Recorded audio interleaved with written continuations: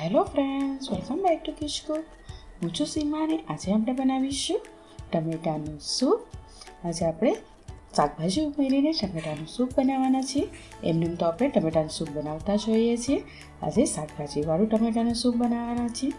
આ ખાવામાં તો ટેસ્ટી હોય જ છે, પણ તમે જો આ રીતે બનાવી લેશો તો દર વખતે તમે આ રીતે જ ટમેટાનું સૂપ બનાવશો. તો ચાલો આજે બનાવીએ ટમેટાનું સૂપ. અને રેસીપી સારી લાગે તો લાઈક અને શેર જરૂરથી કરશો. તેના માટે એક કુકર ગરમ કરવા મૂકી દીધું છે અને તેમાં 2 મોટા ટમેટાં ઉમેરી દીધા છે. આ માપથી તમે 4 જણાને સર્વ કરી શકશો તેટલું ટમેટાનું સૂપ બનશે.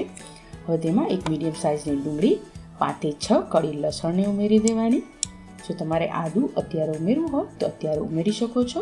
હું પાછળથી ઉમેરવાની છું એટલે મેં અત્યારે નથી ઉમેર્યું.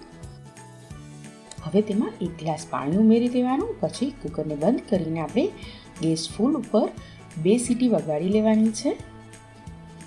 પછી કુકર જ્યારે ઠંડુ થઈ જાય એટલે તેને ખોલીને આપણે ચેક કરી લેવાનું. તેમાં ડુંગળી અને ટમેટાં ચડી ગયા હશે. તેને હવે આવી રીતે હેન્ડ બ્લેન્ડરથી કે પછી મિક્સરમાં ઘુમેડી લેવાનું, જેથી તેની પેસ્ટ બની જાય. તેને પીસી લેવાનું છે આવી રીતે. તમારે મિક્સરમાં પીસવું હોય તો મિક્સરમાં પણ પીસી શકો છો. મેં અત્યારે હેન્ડ બ્લેન્ડરથી યુઝ કર્યું છે. હવે આ આપણે ગાળી લેવાનું છે. તો અહીંયા જે જ્યુસનો ગળનો મોટો આવે છે તેનાથી ગાળી લઉં છું. તમને જો ટમેટાના રેસા ભાવતા હોય તો તમે લઈ શકો છો, પણ આપણે જો બહાર જેવો બનાવવો હોય તો થોડુંક ચાળીને લેવો, જેથી અંદર બધા રેસા હોય તે રીતે નીકળી જાય. આમાં તમે દેશી ટમેટાં, જે ખાટા ટમેટાં આવે તે લેવા હોય તો તે પણ લઈ શકો છો, પણ મેં ટમેટાં નથી લીધા. આપણે જે નોર્મલ રેગ્યુલર વાપરીએ છીએ તે ટમેટાં લીધા છે. હવે આ થઈ ગયું છે તો આપણે વઘાર કરી લઈએ. તો વઘારમાં એક કડાઈમાં મેં 1 ટેબલ સ્પૂન જેટલું તેલ ગરમ કરવા મૂક્યું છે. તેલને મીડિયમ ગેસ ઉપર ગરમ કરવાનું.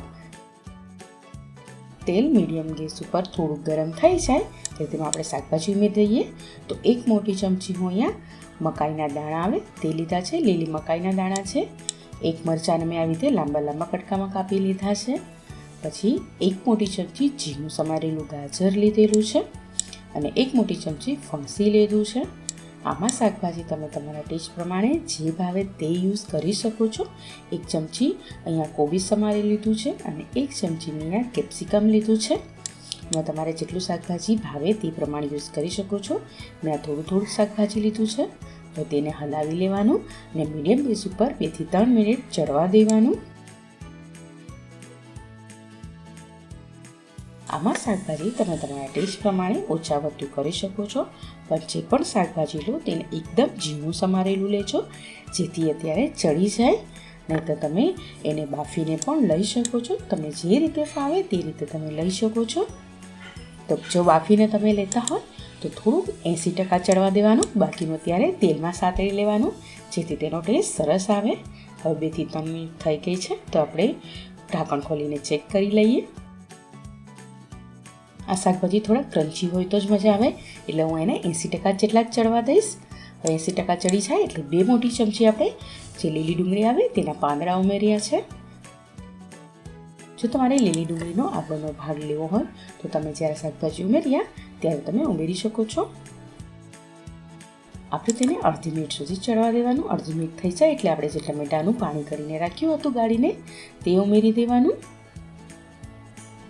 આમાં આપણે કોર્નફ્લોર કે એવું કોઈ પણ વસ્તુ નથી નાખવાના. જો તમારે નાખવું હોય તો હું તમને પાછળથી જણાવી દઈશ ક્યારે નાખવાનું. હવે તેમાં આપણે ટેસ્ટ પ્રમાણે મીઠું ઉમેરી દઈશું.